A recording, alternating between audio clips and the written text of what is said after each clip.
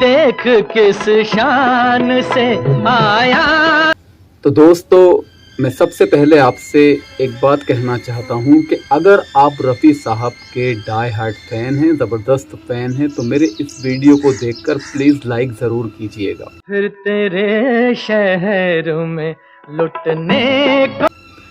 तो दोस्तों, बिना देरी किए मैं वीडियो शुरू कर रहा हूं और मैं आज आपको लेकर जा रहा हूं रफ़ी साहब के उस गाने की तरफ कि जिस गाने को रफ़ी साहब ने जब गाया और जब वो गाना पर्दे पर आया तो पर्दे पर आग लग गई थी। उस गाने को सुनने के बाद जो उस वक्त के प्यार करने वाले थे, मोहब्बत करने वाले थे, वो रातों की तन्हाइयों में रोया करते थे अपने महबूब को याद करके, और उनके अंदर एक जज्बा भर जाता था कि किस तरह से हमें अपने महबूब से वफा को निभाना है।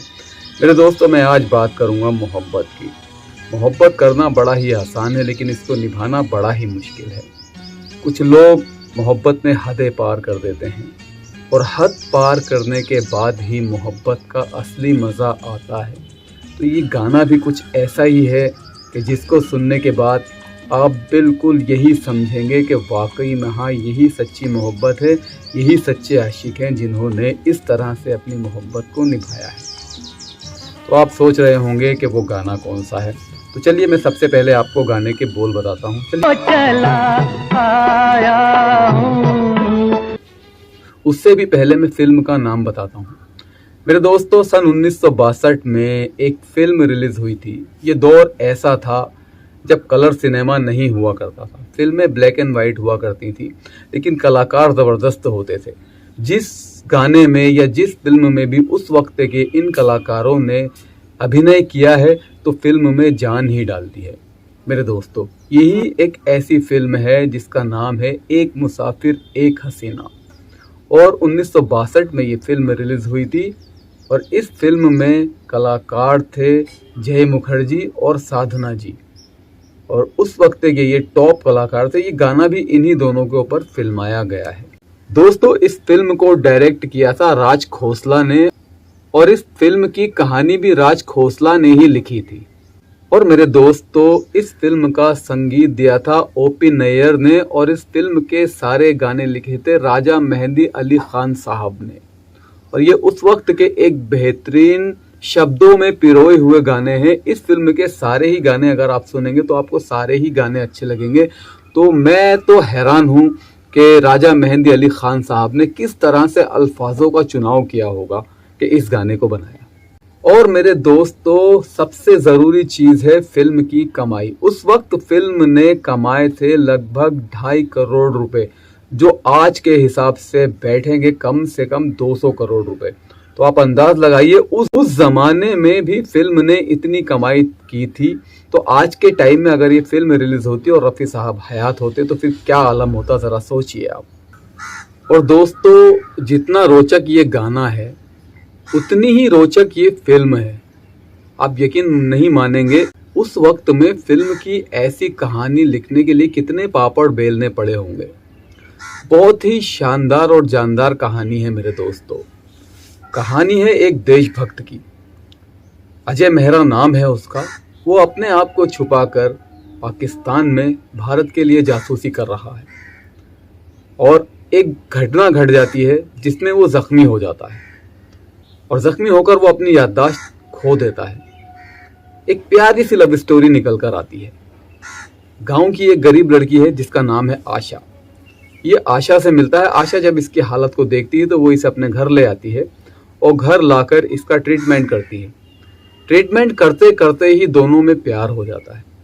प्यार भी इतना गहरा हो जाता है कि बस जनाब, उस मोहब्बत का मैं क्या ही बताऊं आपको। एक ऐसी मोहब्बत जो दिल से होती है और दिल पर ही ख़त्म होती है।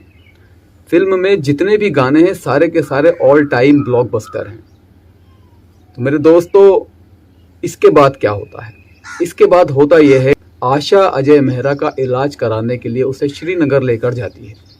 श्रीनगर ले जाकर वो डॉक्टर को जब उसे दिखाया जाता है तो वहाँ से वापस आने के बाद अचानक एक कार एक्सीडेंट हो जाता है, जिसकी वजह से अजय मेहरा को कुछ याद आता है और वो अपने सुराग तलाशने के लिए मुंबई चला जाता है। मुंबई जाने के बाद कुछ लोग वहाँ पर उसे पहचान लेते हैं, उसे मारने की कोशिश करते हैं लेकिन मार नहीं पाते हैं। इसी तरह से देशद्रोहियों का एक बड़ा गिरोह अजय का दुश्मन बन जाता है, उसे मारना चाहता है लेकिन मार नहीं पाता। इसके बाद होता ये है, एक गरीब लड़की है जिसका नाम है आशा, उसके ऊपर कुछ पाकिस्तानी आतंकवादी हमला कर देते हैं। वो उनसे बचने के लिए भागी फिर रही है। फिर ये दोनों मिलते हैं और मिलने के बाद ये दोनों एक साथ रहने लगते हैं। दोनों की मोहब्बत हो जाती है। एक वक्त ऐसा आता है जब अजय को अपना अतीत याद आता है और वो अपने अतीत का पीछा करते करते मुंबई पहुंच जाता है। वहाँ पर उसका सामना उन लोगों से होता है कि जो देशद्रोही हैं। बस यहीं से कहानी पलट जाती है। वहाँ पर लड़ाई होती है, मारपीट होती है और उसके बाद एक एक्सीडेंट होता है। एक्सीडेंट होने के बाद अजय मेहरा घायल हो जाते हैं और घायल होने के बाद उनको हॉस्पिटल में एडमिट किया जाता है और जब वो होश में आते हैं तो फिर होश में आने के बाद उनकी याददाश्त भी वापस आ जाती है। अब मसला ये है कि उस वक्त की मोहब्बत को क्या वो याद रखते हैं?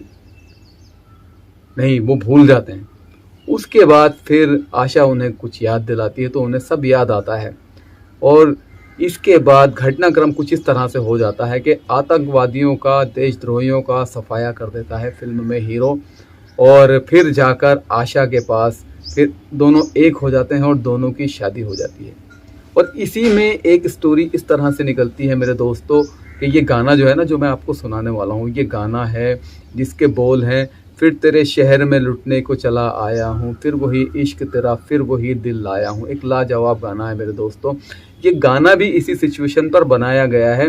अजय मेहरा को एक्सीडेंट के बाद, सब कुछ भूलने के बाद फिर से याद आता है अपना प्यार और जब उसे अपना प्यार याद आता है तो वो वापस जाता है और वापस जाने के बाद गाने को भी बहुत अच्छी तरह से फिल्माया गया है और इसमें जो एक्ट किया है वो बहुत ही प्यारा एक्ट किया है साधना जी ने और जॉय मुखर्जी ने।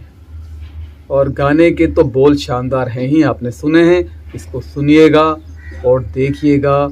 मैं इस गाने को आपको कल फुल सुनवाऊंगा दोस्तों। तो मैं उम्मीद करता हूं कि आपको मेरा ये गाना बहुत पसंद आएगा और उम्मीद करूंगा कि ये वीडियो भी आपको बहुत पसंद आया होगा।